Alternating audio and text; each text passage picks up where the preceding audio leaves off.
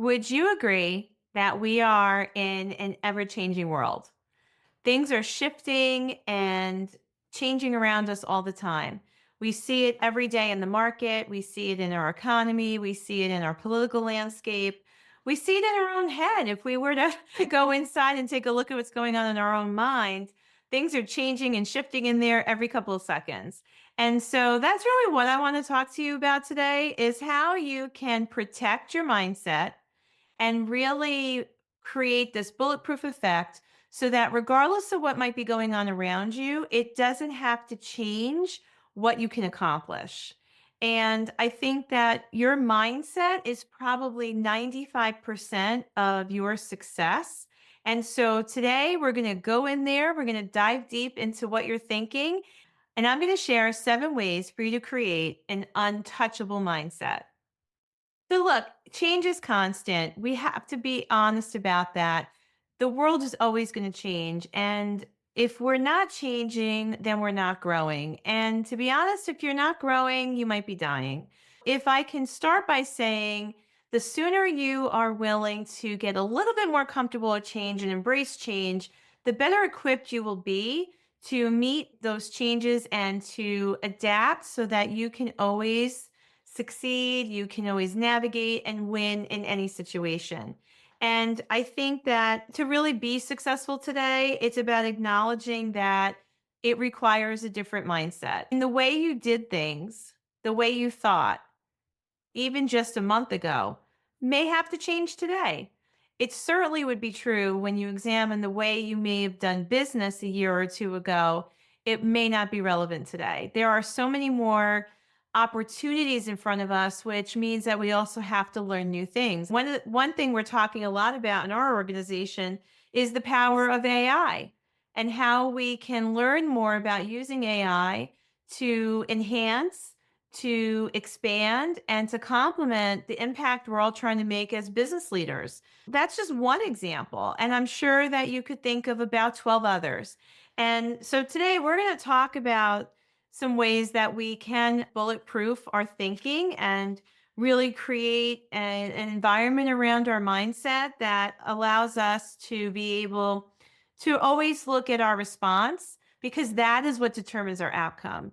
It's not the things happening around you, it's how you decide to respond to the things happening around you that will determine your outcome and your results.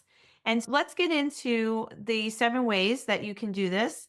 And I think the first one, and I don't know how you feel about this one, but I feel like it's definitely number one. It could be to stop watching the news. It could be to unplug from social media, at least a little bit, and for you to be able to filter what it is that you're listening to, what it is that you're watching.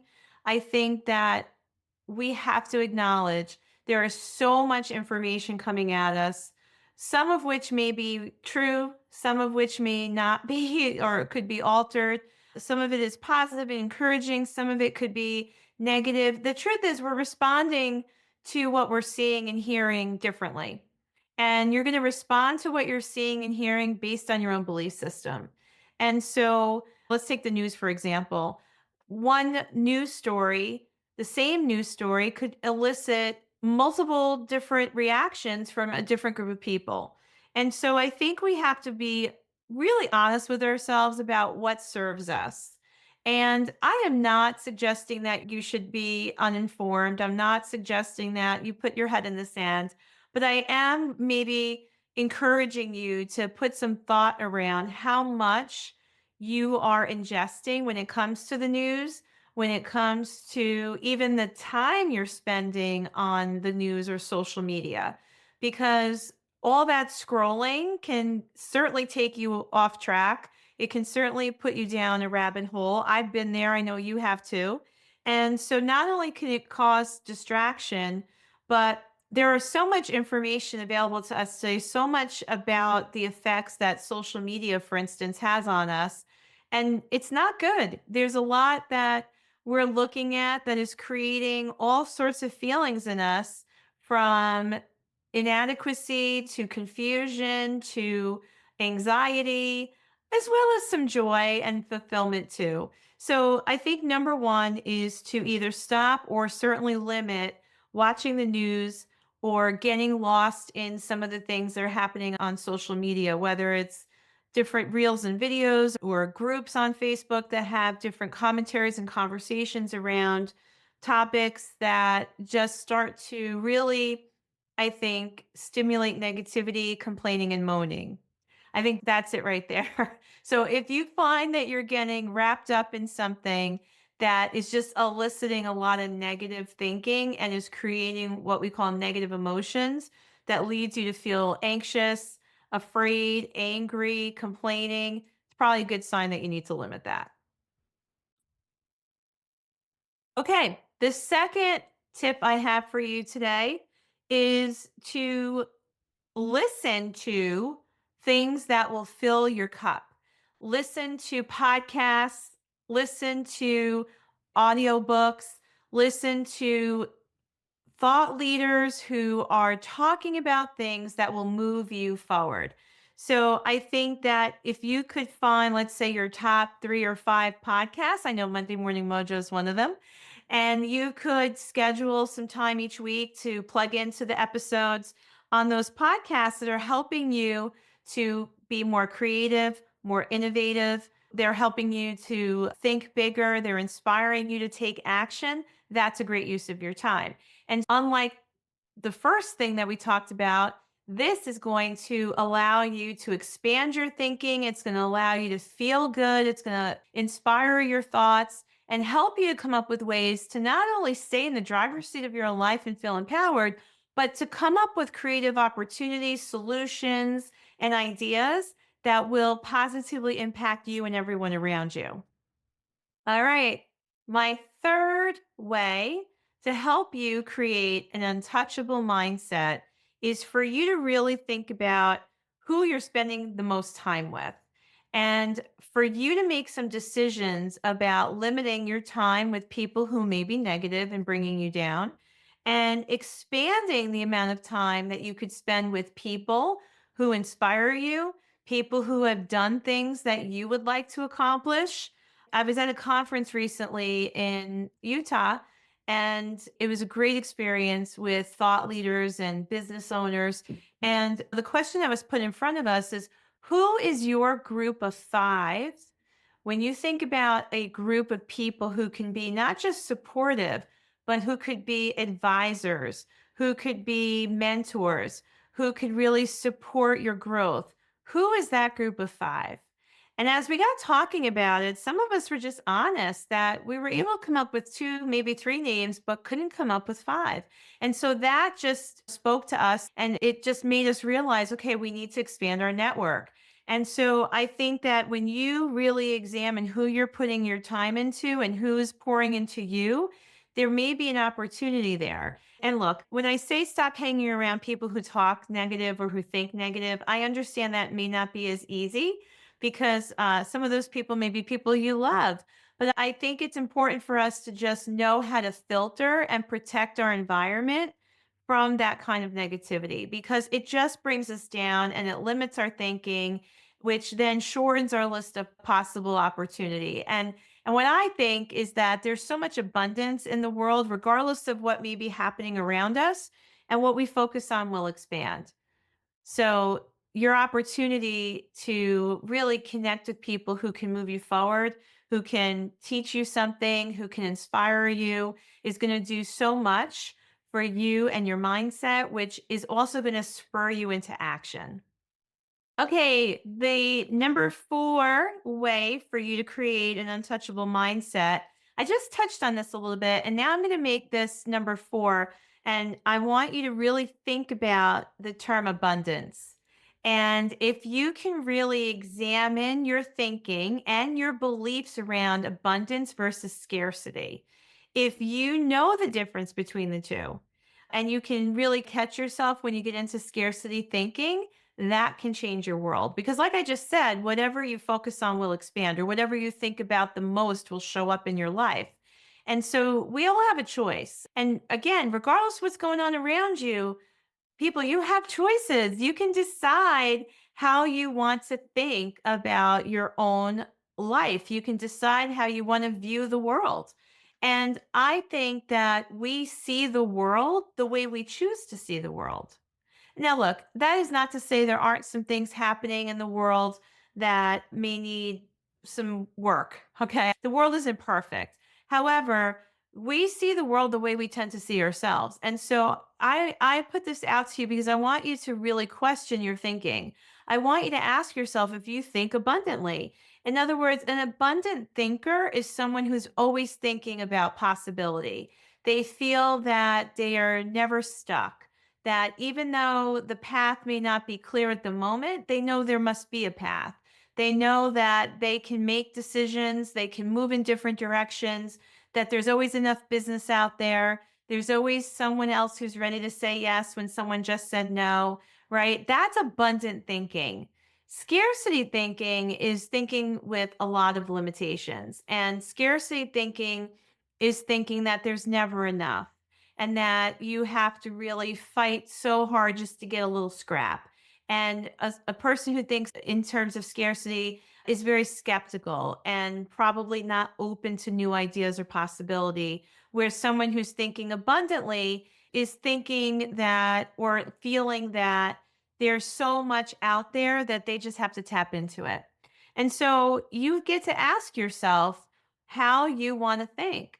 Because look, as I said, you can't control everything happening in the world around you. And no, the world is not a perfect place, but I think the world and your view of the world can change at any moment based on how you decide you want to respond and how you decide you want to live your life.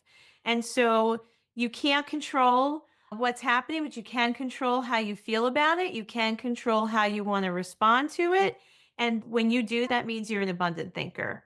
And I think you can absolutely make a decision to change your course, to create a solution, to find out more information. You always have options. That is your opportunity to examine whether you're an abundant thinker or someone who thinks in terms of scarcity. All right, number 5, expect to win or learn. You always have a lot of opportunity to pull out from any experience what you can do better, what you can do different. You can examine what worked, what didn't work. John Maxwell's quoted as saying this a lot. Sometimes we win and sometimes we learn. Even when things don't go your way, I know we can label it a failure, but what is really a failure? I think failure is just an opportunity to try again. And when things are not exactly going the way you thought they would, if you don't have the outcome that you planned for, first of all, don't let it phase you to the point where you are struggling or shut down by that. I think we have to get more comfortable with failure because it's not always going to work out. There are times when we might have the best action plan. We might have really taken the time to create a strategic plan and we just didn't always forecast all the things that could go wrong. I know I've lived through that so many times in business, right? And running businesses and leading people is not an exact science, and it's certainly not for the faint of heart. And so your mindset is everything because we can't allow our failures or missteps or anything that may have gone in a different way from what we had set out to do really derail us. We can't allow that to shut us down or make us doubt our ability or question our capability. But I think when we can take a time out from that and step back and ask questions about what worked, what didn't work, what can I change, what can I do differently, where's my DNA in this, then that's a great opportunity for you to keep getting better, for you to just level up every time. So don't let it phase you when it doesn't go your way and ask yourself, what can you learn from this? Okay, number 6 on my list of ways to really have an untouchable mindset is not be attached to the outcome. So, what I mean by that is to really focus more on the process rather than the result. Now, look, I'm a very results oriented person. And I think for a long part of my career, it was all about results. And of course, we want to achieve the results. But I, I don't think that's where our attention needs to be because If all you're focusing on is the result, you're going to miss a lot of strategy that could be implemented in your process of getting there. So when I say don't be attached to the outcome, I'm saying to focus on the process of doing something rather than fixating on the desired result, because that also will help you to accept that you can't control everything, right? We may not be able to control the final outcome. And so we have to let go of the need to control and let go of the need for something to turn out a specific way. We have to be willing to be a little bit more adaptable, especially in business. So, a couple of things around this that you can really keep in mind. Number one is to just focus more on the present rather than fast forwarding into the future, because I think that when you do, you can create a lot of uneasy feelings. So, again, all you have is the present moment. So, if you can concentrate on your actions right now, then you'll allow yourself to move into tomorrow. And when we accept some uncertainty as part of the process, we're better able to think about what could go wrong.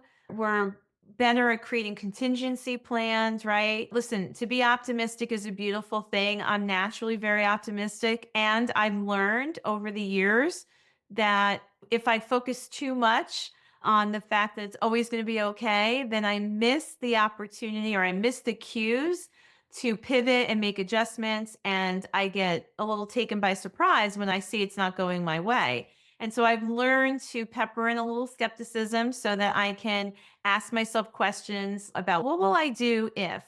And so accepting uncertainty is very important, because then you're also able to control your responses and not allow yourself to feel overwhelmed or really negative or get just too emotional. So I feel that adopting this mindset about not getting too attached to the outcome is a great way to bulletproof your thinking and help you to really, like I said, sink into today and be more present and realistic about the process, right? What you have to do in order to get the result. Okay, we're at number 7 now. I probably could have given you a list of 77 ways, but I just wanted to give you the ones I think could really make a change for you. And number 7 is for you to let go of a need to be perfect. Because when you're focused on precision or perfection, again, you're not allowing yourself to have the grace needed to look at the process and to make those shifts or pivots. And you put a lot of pressure on yourself. You just put so much pressure on yourself to think that you have to get everything right and then everything has to be perfect. And you will miss the right action steps along the way with that kind of thinking.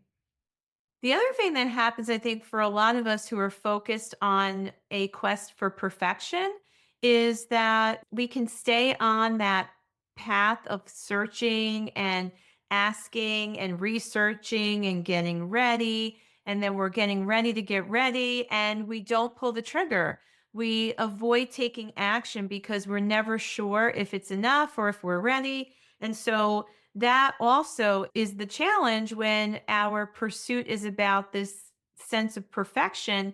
Sometimes you just have to get into action. Sometimes you just have to start doing something and be okay with letting it unfold. I mean, some of us are on a completely other end of the spectrum where we jump in and figure it out as we go. Maybe that sounds too frightening for you, but is there somewhere you can meet in the middle?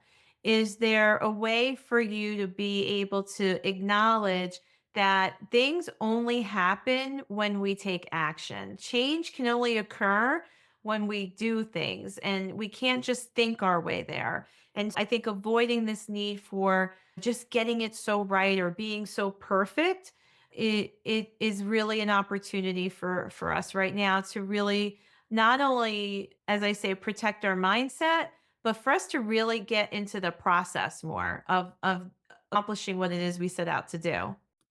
Listen, we're always a decision away from making a great change in our world, right? Choices are the gift that we have as human beings. We get to think and we get to decide and we get to make choices and we have free will.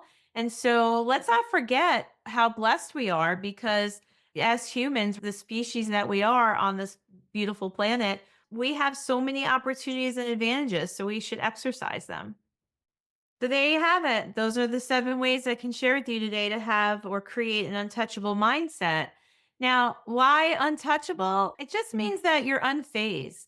It just means that you are going to really examine your internal environment and build your internal environment to be the most positive, supportive, and encouraging space for you to then be able to meet whatever's happening in the external environment.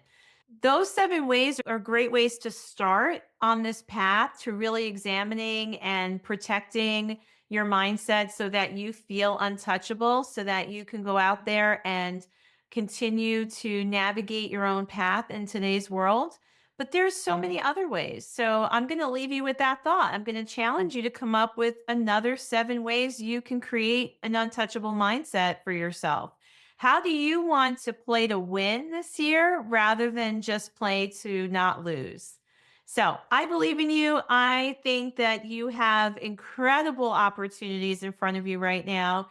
And whatever it is that you've been thinking a lot about, whatever it is that you're losing sleep over, think about it, pay attention to it. It's calling you for a reason. So go out there and have it because you deserve it.